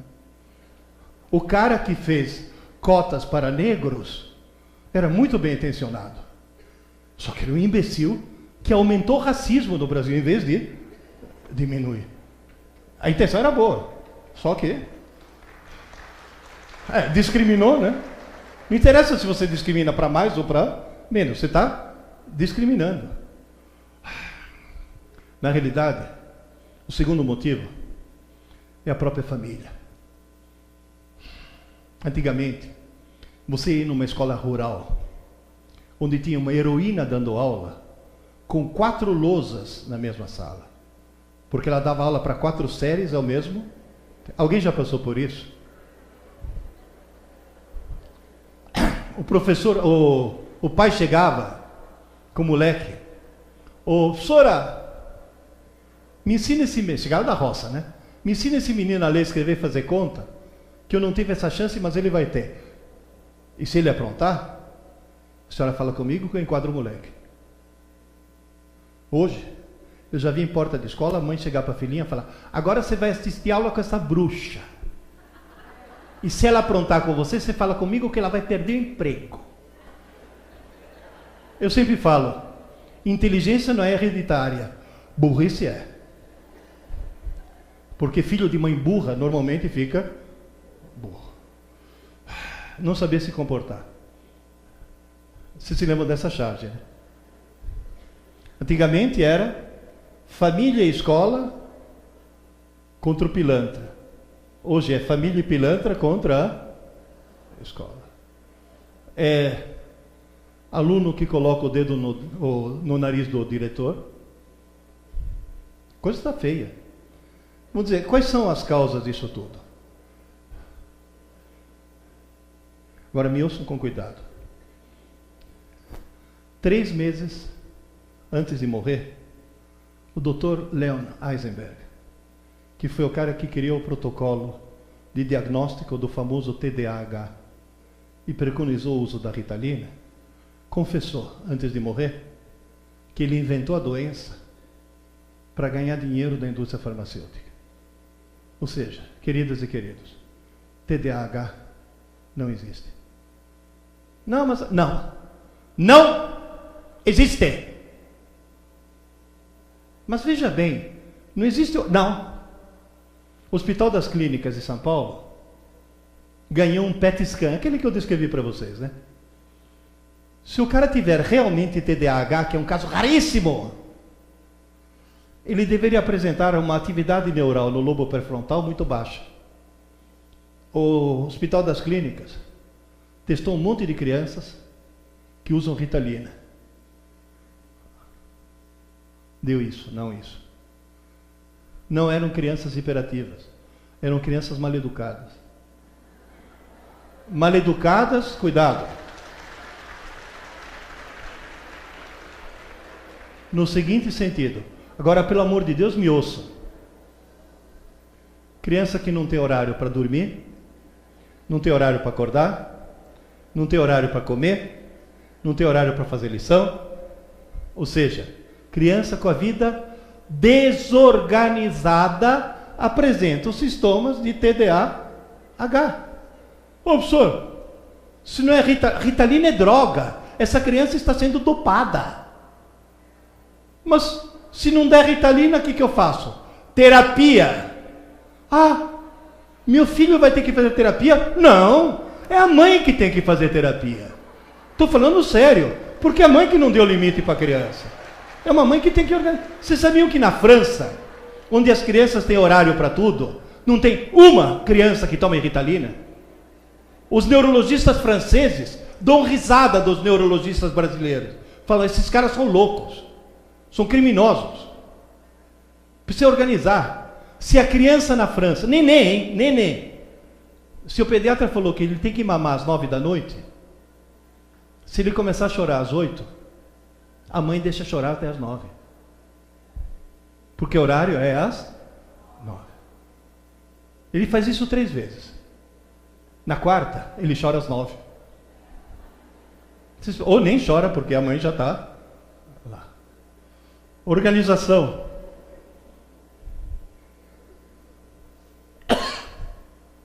Agora, eu vou falar de uma coisa muito mais grave. Eu vou voltar a 65 anos atrás. Eu era criança. Morava na Itália ainda, mas eu lembro. Há 65 anos atrás, essa mulher chegou no médico e falou, doutor, eu não aguento acordar de manhã com vontade de vomitar, estômago vazio. Não aguento esse enjoo matinal. Aí o médico falou, querida, você está grávida, no começo, o teu corpo ainda não reconheceu o embrião e o considera como um corpo estranho. Então você está tendo uma reação de rejeição, isso passa. Não, mas eu não aguento mais, eu quero tomar remédio para passar enjoo. Não existe remédio. Existe sim. Não existe. Existe sim, porque a minha vizinha começou chamado radiocabeleireiro. É aquela rede de informações subterrâneas que vai de salão de beleza para salão de beleza, sabe? Começou radiocabeleireiro. Que a minha vizinha tomou, porque a irmã dela aconselhou, porque não sei. Eu quero tomar. Ele falou, não vou receitar. Eu fui pesquisar na literatura. Esse remédio só foi testado em rato, não em seres humanos. Não tome. Eu vou tomar, eu vou mudar de médico, vou ser um médico muito atrasado. Porque, afinal das contas, se todo mundo está tomando, o remédio deve ser bom. Porque todo mundo está tomando. Ouça a frase. Todo mundo está tomando. Se todo mundo está tomando, é bom. Mudou de médico e tomou o remédio. Chama talidomida. Se você tomar talidomida, ouça. No feto, o que isso causa? Ausência ou hipoplasia de membros, defeito no fêmur e na tíbia, malformações no coração, intestinos, útero e vesícula biliar, polegar com 3 juntas, defeito nos músculos dos olhos e da face, ausência de aurículas e surdez. Milhares de crianças começaram a nascer com mão e sem braço, com pé e sem perna, surdas. Até hoje tem hospitais abrigando as vítimas da talidomida. E qual foi a frase que causou essa tragédia? Todo mundo. Queridas, até pouco tempo atrás, o celular era um telefoninho que tocava na hora errada e enchia o saco de todo mundo. Hoje, virou a talidomida intelectual do século XXI. É o smartphone. Vocês não têm ideia do que essa porcaria está causando. Por quê? Porque está sendo usada de forma indiscriminada e maluca. As pessoas não têm mais medida. Está uma coisa impressionante. Há 4 anos atrás, pela última vez, falei para os pais: papais e mamães, tire o computador do quarto do seu filho e coloque na sala, para ver a que horas que liga e principalmente a que horas que desliga. O que eles fizeram? Os trouxas, que acreditam nesse consumismo que a TV te vende, tiraram o computador do quarto do filho e colocar no bolso dele. E colocar no bolso do filho. Uma universidade americana tirou de todos os alunos, por 3 dias, celular e computador. Teve cara que vomitou, teve cara que ficou com febre, teve cara que teve convulsões, teve cara que entrou em depressão profunda, ou seja, tiveram a mesma síndrome de abstinência do que se fossem dependentes químicos. E eu já vi, numa escola adventista em Brasília, que eles têm a seguinte norma: usou o celular na sala, o professor toma, entrega na direção. Quem vai buscar é o pai. Mas meu pai está viajando, a menina falando. Ele só vai voltar daqui a 3 dias. E a diretora falou: bem feito. Agora você vai ficar 3 dias sem celular. Eu vi essa menina rolar no chão, tendo ataque, porque ia ficar 3 dias sem celular. Olha bem para mim. Vocês não têm ideia. E olha, uma coisa, eu poderia contar 1000 histórias. Campinas, Escola Preparatória de Cadetes do Exército. Você conhece lá? 500 cadetes. Contei essa história, eles começaram a rir. Eu fiquei perplexo, o comandante falou: professor, deixa eu explicar a risada. Quando eles passam no vestibular, eles ficam 4 semanas sem celular. A gente chama isso de período de desintoxicação. Aí ele virou e falou: e teve neném que passou mal, né? Passou mal. O Hospital das Clínicas já inaugurou, lá em São Paulo, já inaugurou um serviço de desintoxicação da internet. Gente, vocês não têm ideia. Vocês não têm ideia do que está acontecendo. Uma pesquisa mostra que o uso compulsivo da internet e redes sociais produz uma queda no QI, faz descer a escada, que é o dobro da provocada pelo uso continuado da maconha. Tem gente pensando: eu vou vender smartphone e comprar maconha. Olha para mim. Professor Pierre, como é que eu faço? Simples. Dê um celular para o seu filho por questões de segurança. Mas dê um celular que faça ligações telefônicas e no máximo tire fotos, só. Quer acessar o Facebook em casa? Para ver se tua filha não põe foto dela pelada para o namorado, para depois ficar rodando pelo mundo inteiro. Tem que ver, tem que controlar. Tira essa porcaria de smartphone. E vocês, principalmente, as mulheres adultas, são mais vítimas que os homens. Porque com a história do smartphone, quando compraram essa imbecilidade, saíram do mundo real, entraram no mundo virtual. Agora você vê todo mundo assim. Tem mulher chamando o filho para jantar pelo Zap Zap. Vocês estão ficando loucas. Gente, vamos virar uma geração de imbecis. Todo mundo fala para mim, Pierre, quando você era professor do cursinho, você era extremamente benquisto. Vocês podem notar isso, né? Os alunos me adoravam, principalmente as alunas. Mas muito. Tem gente que fala, nossa, você então deve ser professor que dá aula show. Eu falei, não. Professor de cursinho tem uma característica que todo professor poderia ter, que não é ele. Sabe por que ele é simpático? Tenta imaginar o vestibular como sendo um processo judicial, onde tem vários personagens. Quem é o réu? O vestibulando. Quem é o promotor? Quem elabora as perguntas. Quem é o juiz? É quem corrige a prova. Quem é o policial? E quem toma conta da prova para não deixar colar? E agora atenção. Quem é o defensor? É o professor. Eu estou no mesmo lado da trincheira que ele. Eu estou lutando contra o inimigo comum. Sabe por quê? Porque quem elaborou a prova não fui eu. Quem corrigiu a prova não fui eu.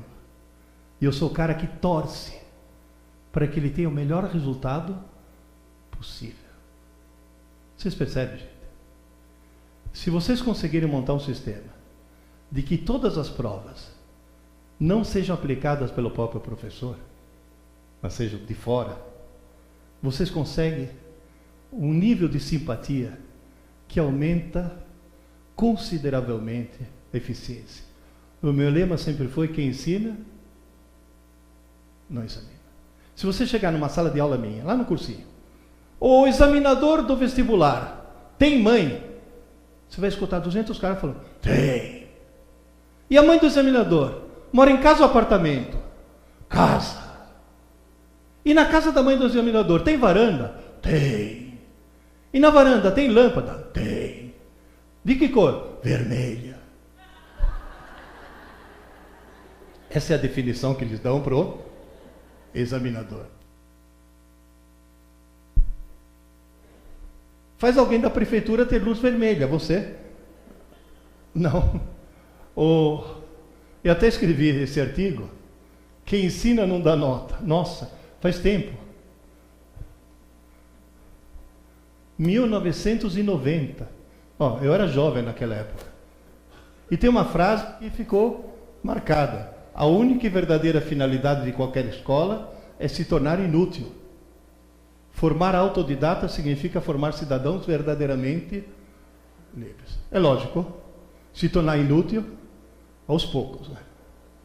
Bom, queridas e queridos, tudo isso é grave. Vamos para o muito grave? Não ler como forma de lazer. Ninguém sobe a escada da inteligência se não for um leitor. Ninguém é um leitor se não for alguém que lê muito. E ninguém lê muito se não for alguém que lê por prazer.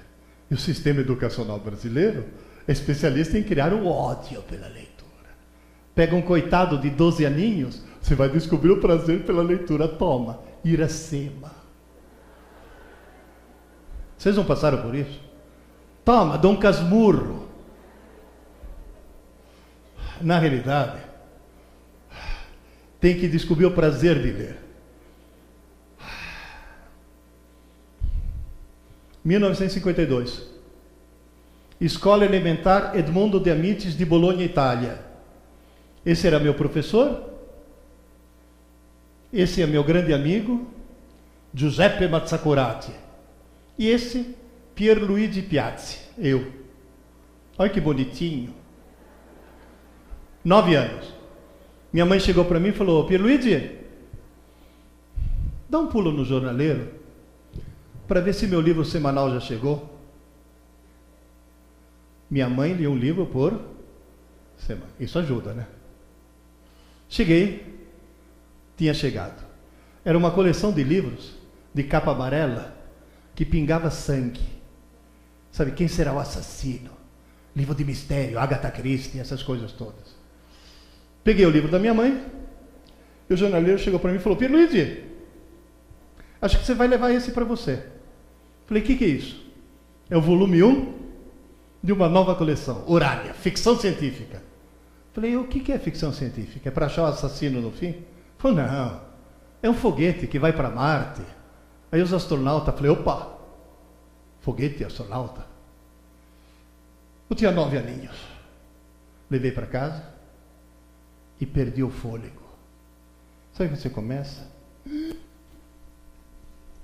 Não conseguia parar. De vez em quando eu olhava e falava: mas isso é muito bom. E mergulhava de novo. E eu fui para Marte. Foi o dia que eu descobri o que é ler por prazer. 10 de outubro de 52. Volume 1. As Areias de Marte, de Arthur Clarke. Devorei. Gente, eu tenho 71 anos. Na vida inteira eu só tive 3 vezes a sensação de: mas isso é muito bom. Com sexo, ficção científica e leite condensado. Foram as 3 descobertas mais fantásticas da minha existência. O que eu estava fazendo na semana seguinte?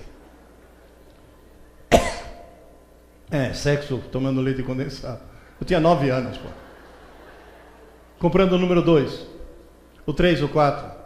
Queridas, a coleção ainda existe. E eu tenho todos. E li todos. Esse daqui está meio desatualizado. No hotel, estou com 1607. Acabei de terminar ontem à noite. Ninguém lê 1.600 volumes. Espera, 1.600 em italiano. Como eu leio também em português, em espanhol, em francês, em inglês, eu devo ter uns 3.000 livros. Ninguém lê 3.000 livros se não for por puro prazer. E me tornei um expert em ficção científica. Aí pegaram um outro expert em ficção científica, outro tarado por ficção científica, vamos botar esses 2 caras para conversar. E na outra Bienal do Livro, os 2 tarados conversaram.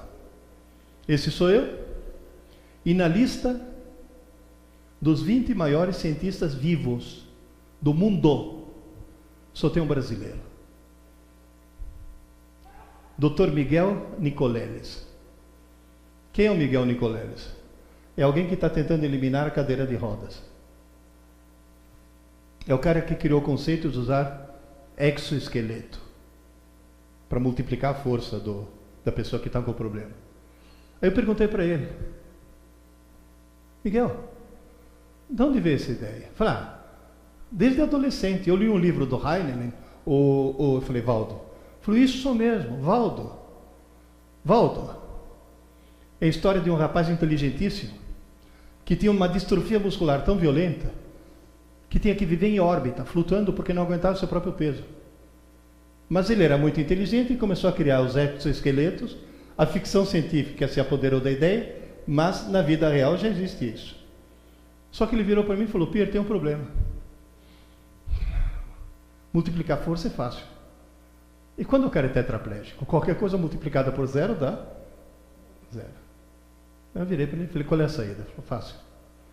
Colocar um chip no cérebro, fazer o chip ler todas as microvoltagens do córtex motor, interpretar isso com o computador e fazer o computador comandar o exoesqueleto.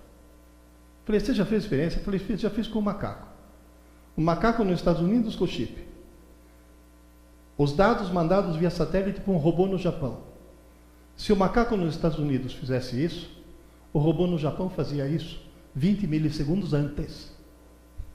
Que a transmissão eletrônica é mais rápida do que a transmissão neural. Ele tentou mostrar isso na inauguração da Copa do Mundo. Nem deixaram. Por 13 segundos.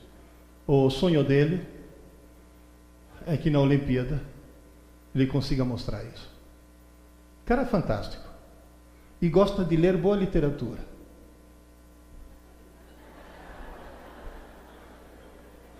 Aí eu cheguei para ele e falei: Miguel, na hora de me despedir, Miguel, de onde veio tudo isso? Ele falou: Heinlein, Valdo, Aí ele virou para mim: e você? Por que você é físico? Arthur Clarke, As Areias de Marte. Entende para que serve a ficção? Agora você dando um casmurro pro cara, o que ele vai falar? Aí quando eu crescer eu quero ser corno. Que raio de inspiração Dom Casmurro pode dar pro cara? Meu filho tinha 15 anos. Pai, estou preocupado. Eu falei: o que foi, Adriana? Pai, eu descobri que não é que eu não gosto de ler. Eu odeio ler. Falei: que bom, obrigado, filho. Agora quem está preocupado sou eu. Pai, você lê muito? Eu falei: eu leio muito. Todas as minhas irmãs lêem muito? Eu falei: todas as tuas irmãs adoram ler. Todos os meus irmãos também lêem muito? Eu falei: todos os seus irmãos também adoram ler. Pô, pai, eu sou o único da família que não lê? Será que eu vou ficar burro? Eu falei: não, meu filho, você já é. Porque quem não lê é uma besta. Mas eu já li um livro, com 15 anos, indicado pela escola. Eu fui ler o tal livro. Aí eu descobri por que ele odiava ler. Eu quase fui na escola bater na professora. Foi o livro mais horrível que já vi na minha vida. Era um livro sobre as crises místico-religiosas de uma galinha. Uma galinha tendo... Não! No meio do livro, por uma escada de luz, descia o Arcanjo Galo. Arcanjo Galo. Falei: quem que escreveu isso? Deve ser uma freirinha que fuma maconha. A freirinha estava chapada na hora de escrever essa porcaria. Falei: Adriano, eu não estou pedindo para você ler um livro. Estou pedindo para você descobrir o prazer de ler. Ele falou: como? Falei: simples. Foram escritos milhões de livros no mundo. Alguns deles foram escritos para você. Quais? Falei: não sei. Como é que eu acho? Falei: simples. Coisa mais simples do mundo. Comece a ler um livro qualquer. Tá chato? Para e começa outro. Para! Falei: para! A tua tarefa não é ler um livro, a tua tarefa é descobrir o teu livro. Se tá chato, não é teu livro. Pô, e se outro for chato? Para e começa outro. E se for chato? Para e começa outro. E se for chato? Para e começa outro. Sabe qual é o risco? Depois de fazer isso 4, 5, 6 vezes, você vai ter a falsa sensação que todos os livros do mundo são chatos. Não é verdade, você vai achar o teu logo. Livro, filho, é que nem namorada. Tá chata? Troca. Ou que nem namorado, se for chato, troca. O marido também, viu?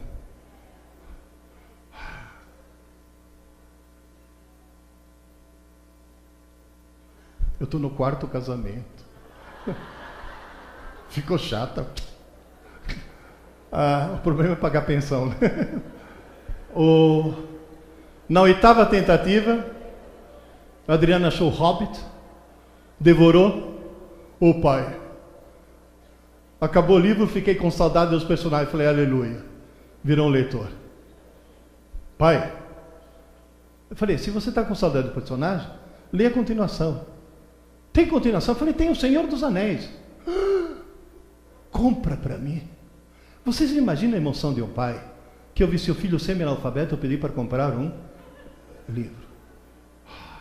3. Logo em seguida, depois do Senhor dos Anéis, As Brumas de Avalon,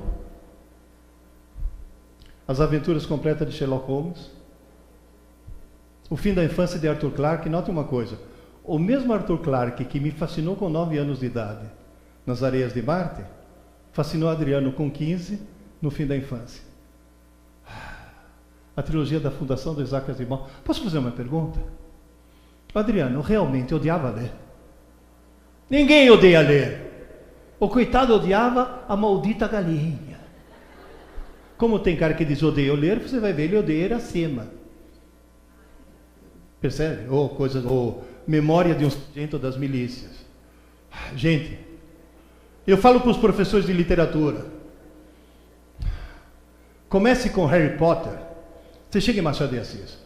Começa com Machado de Assis, você não vai chegar em lugar nenhum. O Adriano hoje lê que nem um louco, se formou em administração de empresas, é diretor de uma editora. Inclusive ele é meu editor. Tamanho amor que ele pegou pelos livros. E quem lê, imagina tudo. Quem não lê e recebe a imagem pronta, não consegue imaginar nada. Por isso que eu sou contra a galinha pintadinha, está claro isso? Bom, queridas e queridos, só para encerrar. Tem um tempinho ainda. Né? Grave, muito grave. O que vem agora? Gravíssimo. Grave, muito grave e gravíssimo.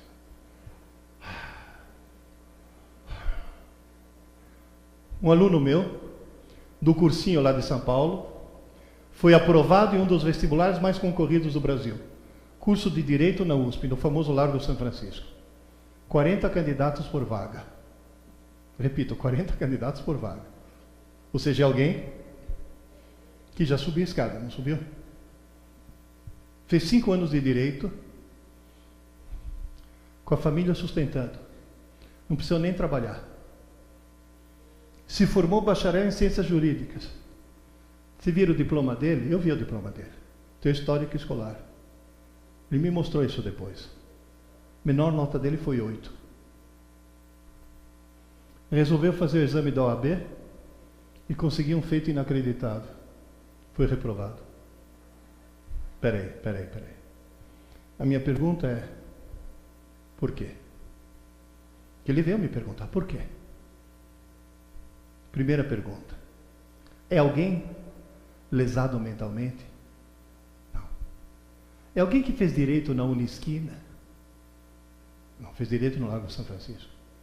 Por que foi reprovado? Simples. Cometeu o erro mais catastrófico que um aluno pode cometer. Estudar para a prova. Qualquer pessoa que estude para a prova está demonstrando que não soube estudar. Que é aluno, sabe tirar nota, mas não é estudante. Qual é o maior crime que a pedagogia brasileira comete? Calendário de prova. Publica o calendário de prova, está dizendo por cara, meu, larga a mão de ser trouxa. Para que estudar para aprender? Estuda em cima da hora. Você tira a nota. Ah, mas depois esquece tudo, não tem problema. Você já tirou a nota. Por que todo mundo estuda o mais em cima da hora possível? Vai, me ajuda aí. Tem prova quinta-feira de manhã. Quando é que o aluno normal começa a estudar? Quarta não é normal. Quarta é alguém que tem visão a longo prazo. É alguém que planeja o futuro.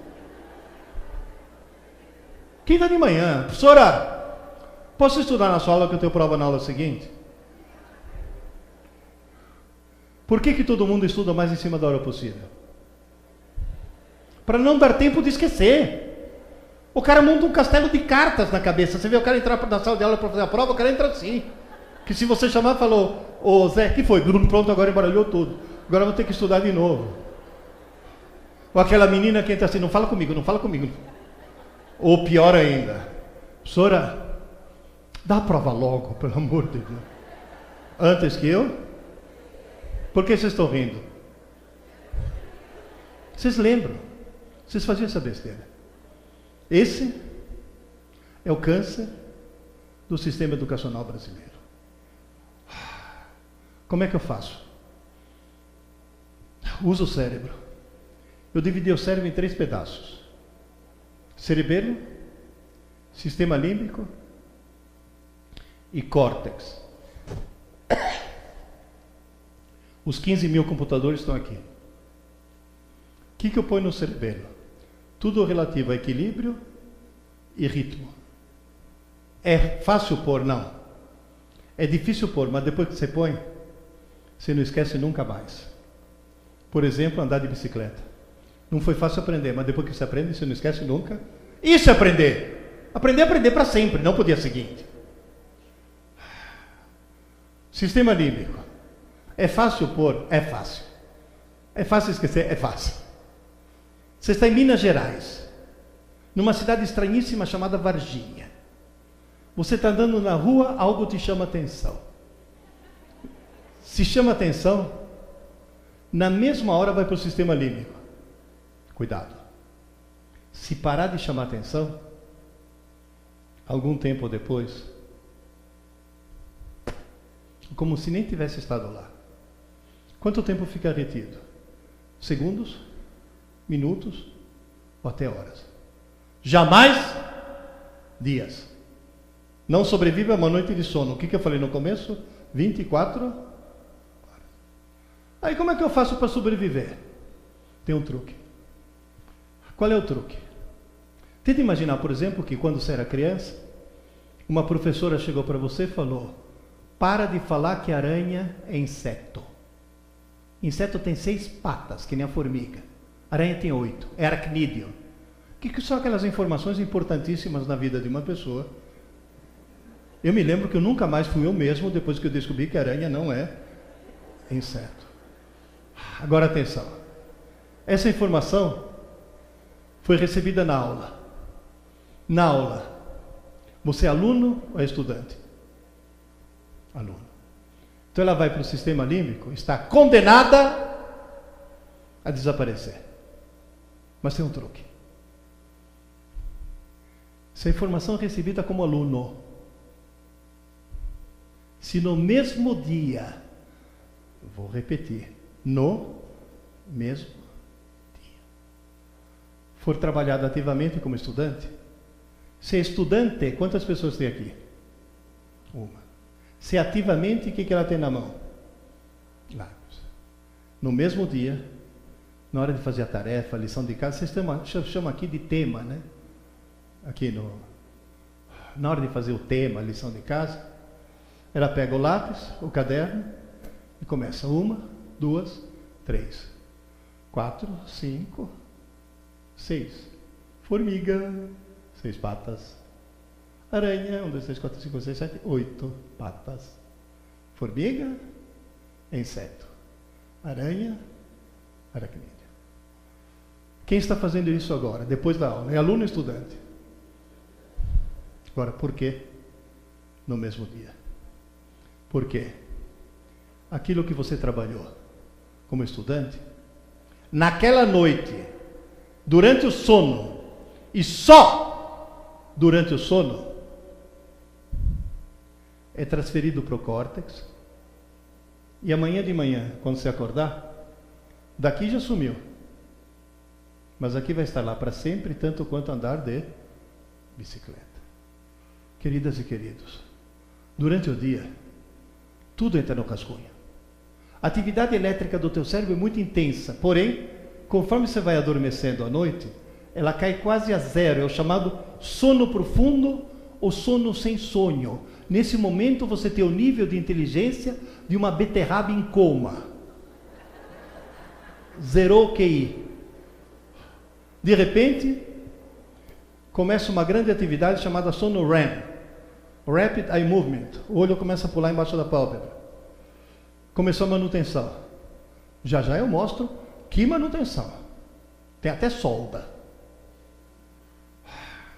O que foi considerado irrelevante vai para o lixo. O que foi trabalhado como estudante vai para o HD, para o córtex. E depois de 4 episódios REM, você acorda e a informação vai estar lá para sempre. 4 episódios REM significa dormir 8 horas por noite. Qualquer criança que fique até 3 horas da manhã se imbecilizando no computador, além de apresentar os sintomas de hiperatividade, está cometendo um crime contra seu próprio cérebro. Levanta a mão quem lembra de TV preto e branco. Cobertores Paraíba. Alguém lembra do menininho com a vela? Tá na hora de dormir. Sabe que horas passava? 8h30. Criança tem que estar na cama às 9, ponto. Ponto. Não discuta. Por favor, olhe o que acontece no pedacinho de cérebro onde você trabalhou a aranha na lição de casa e depois dormiu.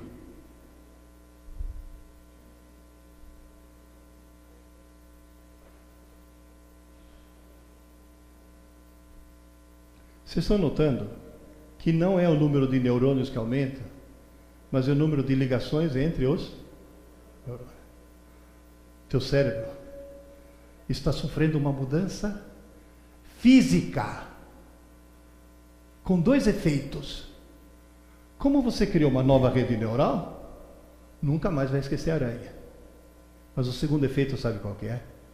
Como você aumentou a riqueza de ligações, você se tornou um pouquinho mais inteligente.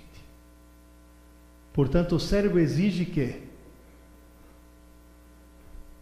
construir dia após dia. Quando um computador aprende, você muda o software. Quando um cérebro aprende, você muda o hardware. É como se colocasse chips a mais. Muda fisicamente. Portanto, toda informação recebida hoje, seja numa aula presencial à distância, ou através da leitura, deve ser estudada ainda hoje, antes que se passe uma noite de sono. Agora olha bem para mim. Quem assiste aula pela manhã tem que estudar quando? Quem assiste aula à tarde? À noite, não na manhã seguinte. Eu sei que agora tem uma pergunta-chave, né? Quem assiste aula à noite? Sinto muito. Os cursos noturnos não deveriam existir. São um crime. Porém, eu fiz. Eu me formei em física na USP à noite. De dia, eu tinha mulher e filho para sustentar. Trabalhava o dia inteiro. Ia para a faculdade à noite, chegava em casa exausto, mas ia dormir meia hora mais tarde. Dava aquela estudadinha de lápis na mão, antes que se passe uma noite de sono. Não tem jeito. Não tem saída. O truque é esse. Portanto, o truque qual que é? Assistir aula para entender, fazer o tema para aprender e dormir uma boa noite de sono para fixar. E o idiota esqueceu de desligar o celular.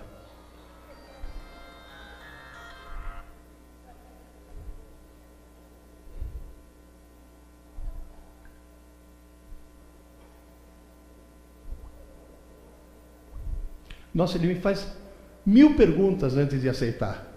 Desliga mesmo? Moral da história: ritmo circadiano, 24 horas. Está bem claro? Portanto, é um degrau por dia. E aí você vai subindo a escada, graças às 5 palavras mágicas: aula dada, aula estudada, hoje. 100.000 alunos meus receberam lavagem cerebral. Aula dada, aula estudada, hoje. Gente, eu me internei para fazer um exame. Sabe quem é que veio no meu quarto? 12 médicos e 5 enfermeiras. Porque passou, ai, o professor Pierre está aqui. Vieram me abraçar, me beijar. E por causa disso,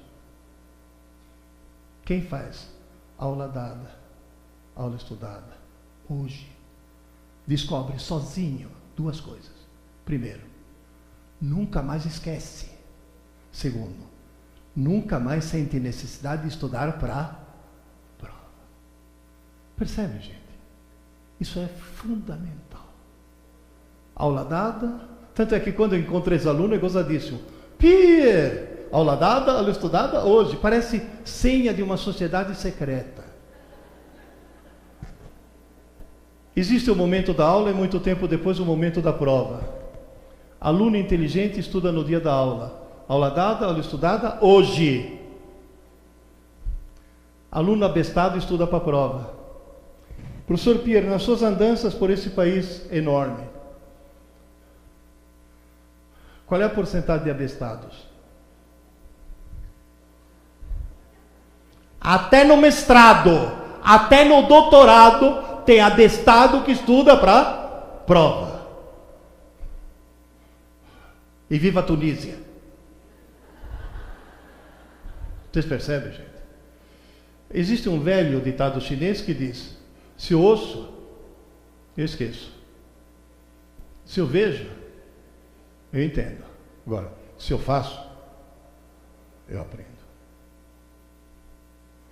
Posso fazer uma experiência com vocês? Por favor, com a mão direita, segura o nariz. Direita. Com a mão esquerda, segura a orelha. Perfeito. Bate. Do outro lado, mão esquerda, orelha. Bate. A revisão. Mão direita, orelha. Bate. Mão esquerda, orelha. Bate.